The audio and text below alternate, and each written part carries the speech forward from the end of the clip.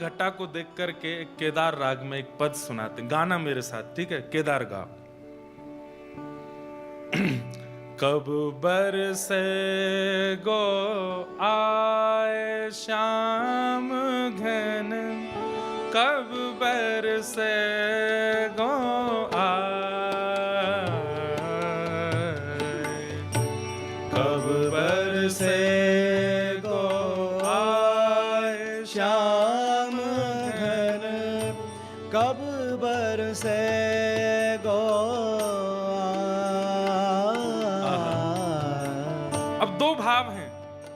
काली बादल की घटा को देख करके पक्षी कह रहे हैं कि ये कब बरसेगा, लेकिन ठाकुर जी के रूप माधुरी को देख करके गोपियां कह रही हैं कि श्याम सुंदर हम पर कृपा कब करोगे, कब मिलोगे हमें।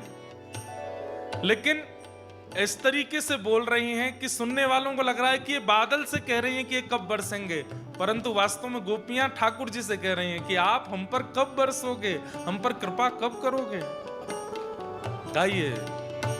कब बरसे गो आए श्याम घन, कब बरसे गो आए, कब बरसे गो आए श्याम घन, कब बरसे गो कब अमिलन संताप मिटे गो, कब अमिलन संताप मिटे गो, विरह निदागन सा, विरह निदान सा, हे कब मम मन मयूर नचे गो, कब मम मन मयूर नचे गो। बादल देख करके मोर नृत्य करते हैं तो गोपियां कह रही हैं आपको देख करके हमारा मन प्रफुल्लित कब होगा नाथ, कब आओगे हमारी दृष्टि के सामने। कब मन मम मयूर नचे गो, कब मम मन मयूर नचे गो, उर आनंद ना समा, और आनंद ना समा। हे श्याम मिलन बिन कछु न सुहावे, श्याम मिलन बिन कछु न सुहावे, श्याम मिलन बिन कछु न सुहावे, श्याम मिलन बिन कछु न सुहावे। एक बात बोलूं, इतनी संख्या में आप बैठे हो, अगर एक स्वर में गाने लगो तो ये समाज बन जाएगा।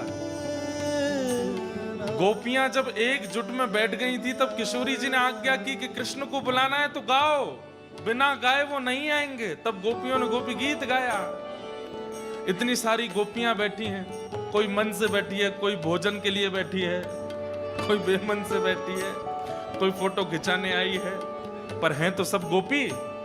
यहाँ कोई पुरुष नहीं है, यहाँ सब गोपी हैं। पुरुष केवल एक पुरुषोत्तम है, बाकी सब गोपी हैं। गाइए सब लोग, थोड़ा मेरुदंड सीधा कीजिए, कमर सीधी करो, कंठ को खोलिए, राग का विचार मत करो, बस गाइए, देखो कितना अच्छा लगेगा। श्याम मिलन बिन कछु न सुहावे, श्याम मिलन बिन कछु न सुहावे। एक क्षण के लिए लगा ठाकुर जी आ गए। क्यों नहीं गाते हो आप? ये इतना अच्छा अवसर है, इतने समाज में बैठे हैं, गाइए ना भाव से। श्याम मिलन बिना कछु न सुहावे। श्याम मिलन बिन कछु न सुहावे। कछु नहीं मोहे भावे। कछु नहीं मोहे भावे। कब बरसे गो आए श्याम घन, कब बरसे गो कब बरसे गो आए श्याम घर। कब बरसे गो आए। हे श्याम मिलन रस ही साचो रस। श्याम मिलन रस ही साचो रस। श्याम मिलन रस ही साचो रस। श्याम मिलन रस ही साचो रस। जीवन में सरसा, जीवन में सरसा। हे कब बरसे गो आए श्याम घन, कब बरसे गो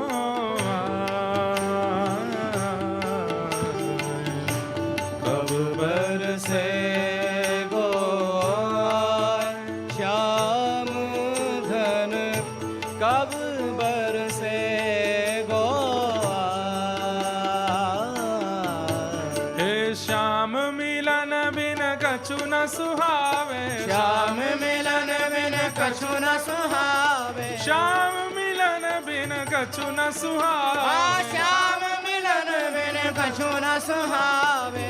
कछु नहीं मोहे भावे। ओ कछु नहीं मोहे भावे।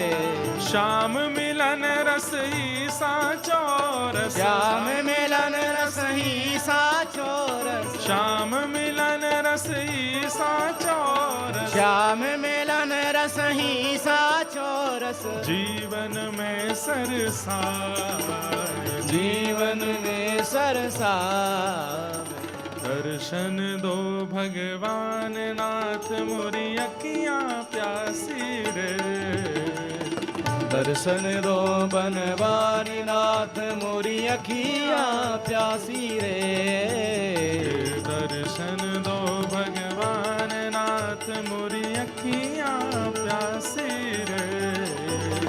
दर्शन दो बनवारी नाथ मोरी श्री अखियां द्वारिकाधीश। प्यासी जय। नरसिंह मेहता को राग भी दिया और वह राग सिखाया भी ठाकुर जी ने। यह भी समझने वाली बात। नरसिंह मेहता छोटे से, उनको कहां संगीत आता है।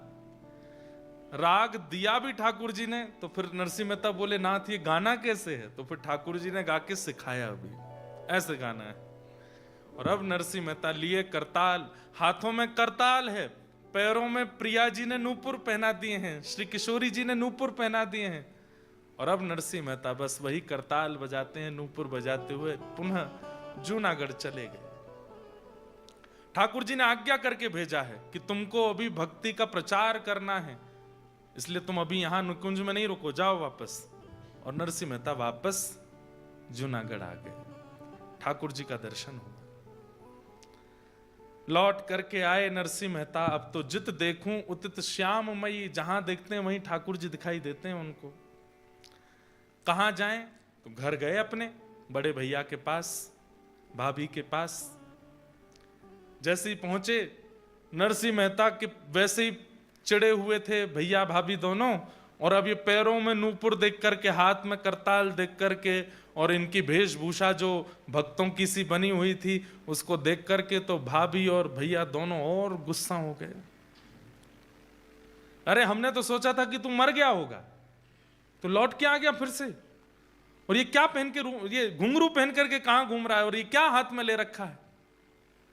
नरसिंह मेहता ने दंडवत प्रणाम किया दोनों भैया भाभी को।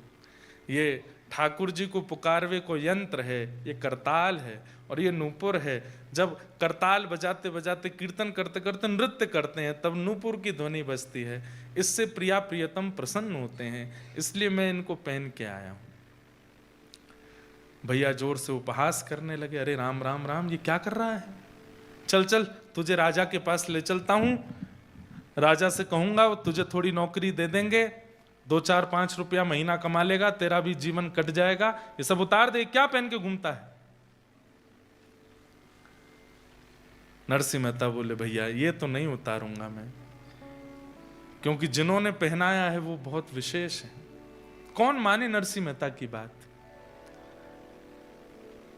भाभी चिल्लाने लगी, बोले मैं ऐसे नहीं रहने दूंगी इसको घर में, पहले ही इसके कारण हमारा पूरा अपयश होता रहा है पूरे नगर में, और अब इसको ये घुंघरू पहन के घूमेगा, करताल बजाता घूमेगा, सब इसको क्या क्या बोलेंगे और इसकी वजह से हम लोगों को कलंकित करेंगे। आप पहले ही सुन लीजिए, इसको बाहर कर दीजिए, या तो ये रहेगा या मैं रहूंगी। नरसिंह मेहता बहुत चिंता में आ गए। भाभी मां, मैं कोई भार बन के नहीं, ये तो भगवत प्राप्ति के लिए हम सब जीवन में आए हैं, हम सब ने जन्म लिया है, उसी भाव की पूर्ति करना हूं मैं। बंधुओं एक बात ध्यान रखिएगा, हम लोग कई बार बहुत प्रेशराइज कर देते हैं किसी को कि you should wear Tilak and all every day. अच्छी बात है, पहनना ही चाहिए, नित्य तिलक धारण कीजिए, नित्य कंठी पहनिए, नित्य धोती पहनिए। पर कभी कभी ऐसा होता है कि देखिए मेरे साथ ये चीज डिस्टर्बिंग नहीं है, मैं रोज तिलक धारण करूं, रोज कंठी पहनूं, रोज धोती पहनूं, उसमें कोई दिक्कत नहीं, क्योंकि मेरा जीवन भी कृष्ण है, मेरे प्राण भी कृष्ण है, मेरा प्रोफेशन भी कृष्ण है, मेरा सब कुछ कृष्ण बन चुके हैं, इसलिए मुझे इतनी दिक्कत नहीं। पर आजकल के युवा जो कॉलेज भी जाते हैं, अपनी पढ़ाई आदि भी करते हैं, उनको तिलक धारण करने में अगर वहां उपहास सहना पड़ता है तो या तो वो प्रहलाद जी की तरह, नरसिंह मेहता की तरह इतने बोल्ड बन करके रहें कि तुम चाहे जितना मजाक उड़ाओ, हम फिर भी तिलक धारण करेंगे, हम फिर भी शिखा रखेंगे, हम फिर भी धोती पहनेंगे। लेकिन यदि वो उपहास मन को व्यथित करता हो तो ऐसी स्थिति में भक्ति का उपहास ना हो ऐसी क्रिया करनी चाहिए। और वहां आचार्यों ने एक आज्ञा दी है, क्या कि आप हाथ में जल लेकर के, आप अपने गुरुदेव का स्मरण करके और जल का तिलक धारण कर लीजिए। दैट इज इनविजिबल, लोगों को नहीं दिखेगा, ठाकुर जी को तो दिखेगा कि मेरो है, तो वो आप धारण करके जा सकते हैं। लेकिन घर वापस आते ही पुनः आपको तिलक धारण करना पड़ेगा। जो लोगों को तिलक धारण करने की विशेष परम इच्छा चित्त में होती है, उन लोगों के लिए ऐसा कर सकते हैं, या तो वो पहनिए, उसके लिए चाहे लड़ना पड़ जाए, दुनिया से लड़ जाइए, लेकिन फिर भी आप उस उपहास को अगर सह नहीं पाते हैं तो आप इस प्रकार से तिलक धारण कर सकते हैं। नरसिंह मेहता जी ने मन में विचार किया कि अकेले मेरा उपहास होता तो मैं सह लेता, लेकिन यहां पर करताल का, नूपुर का, संकीर्तन का, भक्त भेष का अपराध हो रहा है, ये मैं नहीं सह पाऊंगा। और नरसिंह मेहता ने अपने भैया भाभी को प्रणाम किया, बोले मैं घर छोड़ के जा रहा हूं। तो बोले तू जा रहा है इसमें तेरी भलाई होगी। नहीं नहीं नहीं, हम निकाल रहे हैं, हम तुझे घर से निकाल रहे हैं। सोचिए, बोले अगर ये कह के जाएगा कि मैं जा रहा हूं तो नगर के लोग कहेंगे कि उसने घर छोड़ा, इसमें इसकी भलाई मानी जाएगी। ऐसा करो कि हम तुझे निकाल रहे हैं, और नगर के लोगों को पता चले तो हल्ला करते हुए नरसिंह मेहता को घर से निकाल दिया। सब लोगों ने समझ लिया कि नरसिंह को घर से निकाल दिया है। नरसिंह मेहता जी बोले भैया मेरे तो ठाकुर जी हैं, अब वही मेरा जीवन चलाने वाले हैं, वही मेरी रक्षा करने वाले हैं, देखेंगे क्या होता है। गांव के बाहर एक धर्मशाला थी, उस धर्मशाला में जाके नरसिंह मेहता रहने लगे।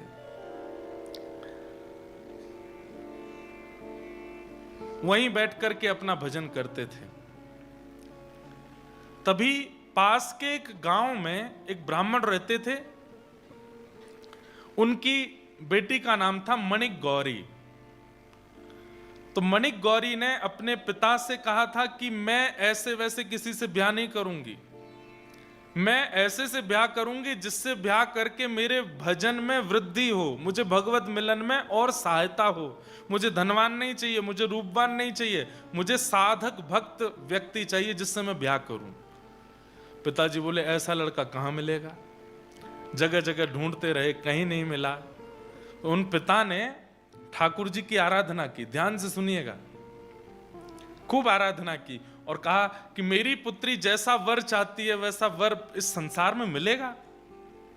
एक दिन ठाकुर जी पहुंच गए स्वप्न में और उनसे जाकर के बोले पास का एक स्थान है जूनागढ़। बोले हाँ, वहां धर्मशाला में एक रहता है, नागर वंशीय ब्राह्मण है, उसका नाम है नरसिंह मेहता, तुम्हारी बेटी का उससे ब्याह कर दो। सोचिए, everything is designed and scripted by Thakur ji of Narsinh Mehta. हम लोग अपने जीवन का निर्माण स्वयं करते हैं, इसलिए जीवन में आने वाली विपत्ति भी हमको ही सहनी पड़ती है। लेकिन नरसिंह मेहता ने ऐसा समर्पण किया है ठाकुर जी को कि सब कुछ ठाकुर जी डिजाइन कर रहे हैं।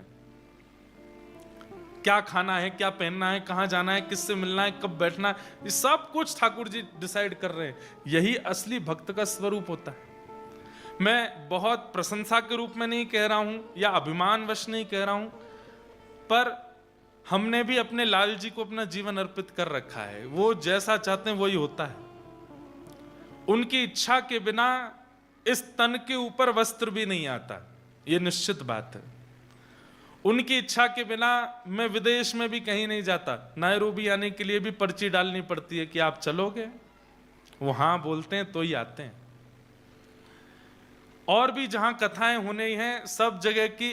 भारत में तो अब नहीं जाते लाल जी, अब विवाह के बाद लाल जी का विवाह हो गया, तब से लाल जी घर विराजने की ज्यादा संभावना। बाकी ईच एंड एवरीथिंग सब लाल जी डिसाइड करते हैं कि क्या होना है क्या नहीं।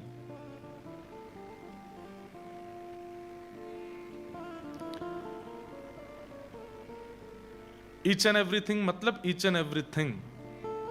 हमारी गृहिणी भी उन्हीं की आज्ञा से आई है, ये भी उन्हीं की आज्ञा है।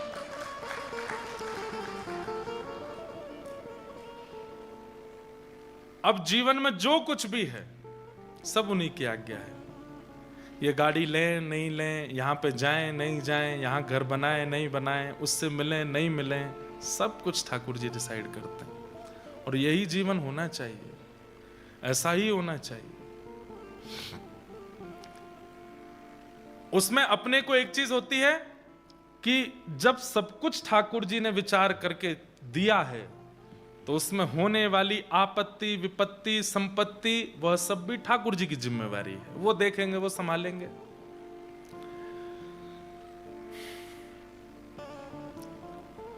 ठाकुर जी ने आज्ञा करके ब्राह्मण देवता को कहा कि अपनी बेटी का विवाह तुम वहां कर दो नरसिंह मेहता से, जाओ।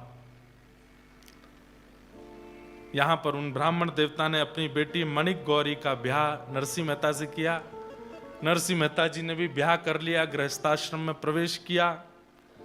आपकी पहली बेटी हुई जिसका नाम था कुमरी बाई। क्या नाम था? कुमरी बाई। ब्याह के 2 साल बाद प्रथम पुत्री हुई कुमरी बाई, जिसको आप नन्ही नन्ही कह के बुलाते थे। क्या बोलते थे? नन्ही। जैसे बालक पिता अपने बालक को प्यार से बुलाता, तो ऐसे नन्ही नन्ही बोलते थे। उसी से उनका फिर कालांतर में नाम नानी हो गया और सब उनको नानी बाई बोलने लगे। और वही कथा फिर कल आएगी, नानी बायनो मायरो, जिनका भात भरने के लिए स्वयं ठाकुर जी गए थे। ये वही नन्ही नन्ही बाई, इनका नाम क्या था? कुमरी बाई। असली नाम कुमरी बाई।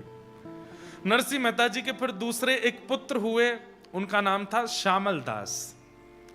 इनकी बारात में भी ठाकुर जी गए थे। कितना सुंदर प्रसंग है, अभी सोच के ही मुझे गूज़बम्स हो रहे हैं। इनकी बारात भी ठाकुर जी लेके गए थे। सब कुछ नरसिंह मेहता के जीवन में अपना कुछ है ही नहीं, सब ठाकुर जी कर रहे हैं। और तीसरी इनकी एक पुत्री हुई, उनका नाम था रत्नाबाई। ये 3 संतान हुई नरसिंह मेहता की। धर्मशाला में रहते थे छोटे छोटे बच्चे। तो एक दिन पत्नी ने कहा, हम भक्ति करते हैं, भजन करते हैं, ठाकुर जी की सेवा करते हैं, आप प्रवचन करते हो। अपनी पत्नी बच्चों को प्रवचन सुनाते थे नरसिंह मेहता, और फिर कीर्तन करते थे।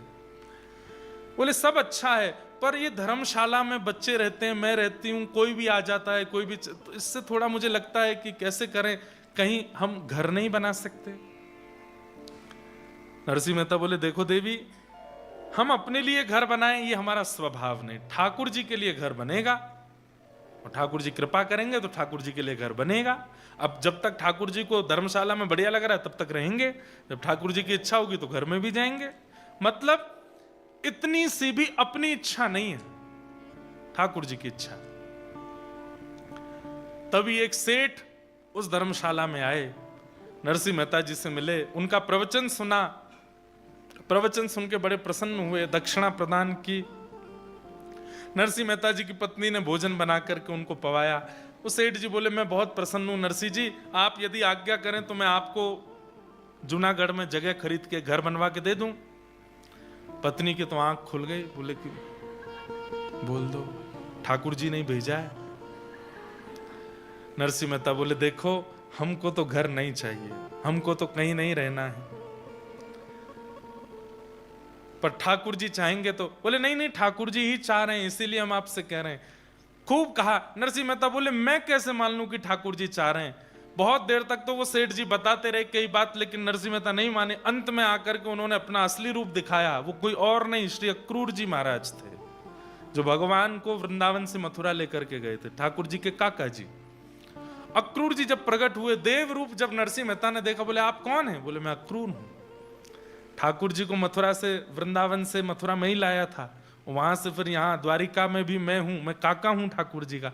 ठाकुर जी ने ही मुझे भेजा है कि नरसिंह के लिए एक भवन निर्माण करो, आपकी कुछ रिक्वायरमेंट बता दो। नरसिंह मेहता बोले, हमारी तो एक ही रिक्वायरमेंट है कि हमारे घर में कोई भी आवे तो उसको ये ना लगे कि ये घर है, उसको ये लगे ये तो कोई मंदिर है, उसको ये लगे ये तो कोई साधना का स्थान है, उसको ये लगे यहाँ संत कभी भी रह सकते हैं, संत निवास होना चाहिए, ठाकुर जी के कीर्तन का स्थान होना चाहिए, यज्ञ मंडप होना चाहिए, भोजनशाला होनी चाहिए, सेवा के लिए कोई भी राहगीर, क्योंकि जूनागढ़ बीच में है, एक तरफ सोमनाथ, दूसरी तरफ द्वारिका, तो दर्शनार्थी आते जाते रहते हैं, दर्शनार्थियों की रहने की उत्तम व्यवस्था, उनकी सेवा की, मतलब अपने लिए कुछ नहीं चाहिए, ऐसा भवन बनाओ।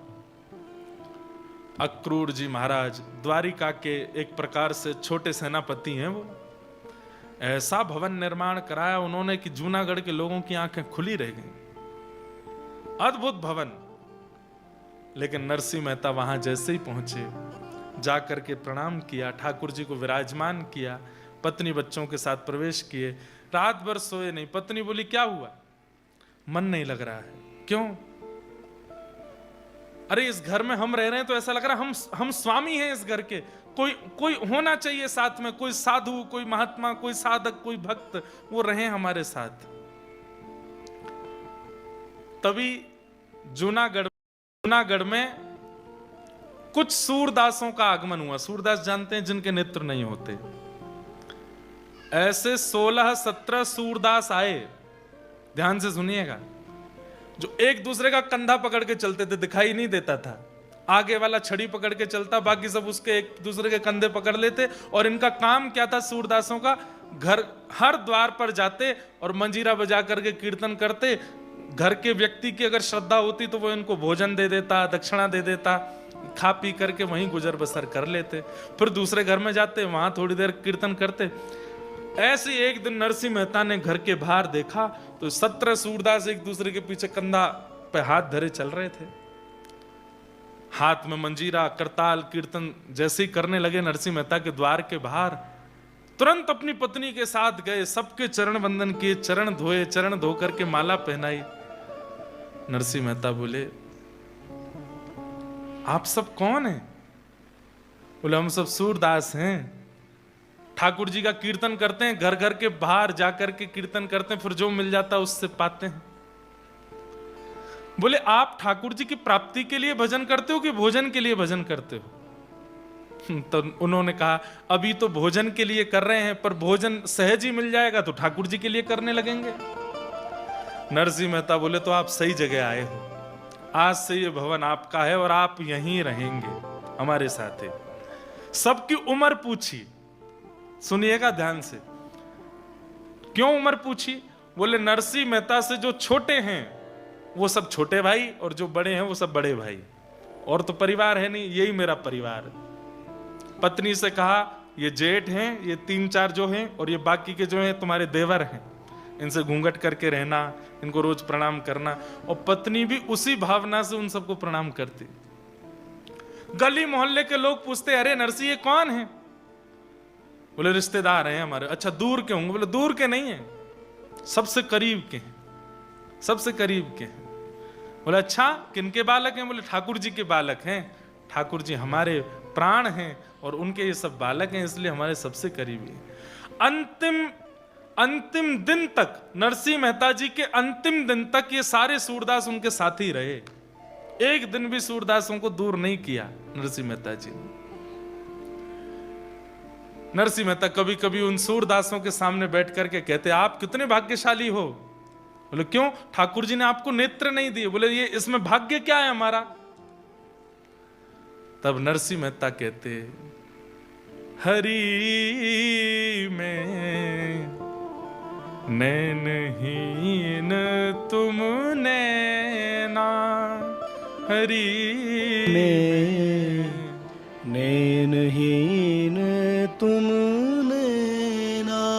मैं नैनहीन हूं, इसका मतलब क्या है?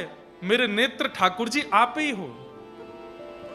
थाम उंगरिया जौन डगरिया, थाम उंगरिया जौन डगरिया, थाम उंगरिया जौन डगरिया, थाम उंगरिया जौन डगरिया।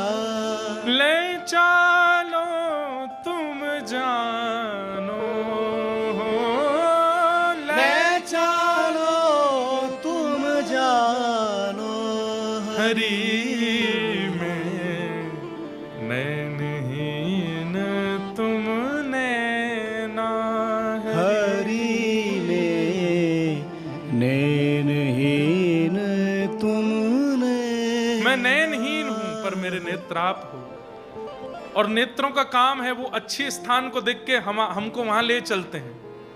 मेरे नेत्र ही जब ठाकुर जी आप बन जाओगे तो थाम उंगरिया जोन डगरिया ले चालो तुम जानो, हरि में नैनहीन तुम नैना। आप लोग प्रेम से मेरे घर पर निवास कीजिए, आपका ही स्थान है। और नरसिंह मेहता उनके साथ में भाव से रहने लगे। भाई ने घर से तो निकाल दिया था नरसिंह मेहता जी को,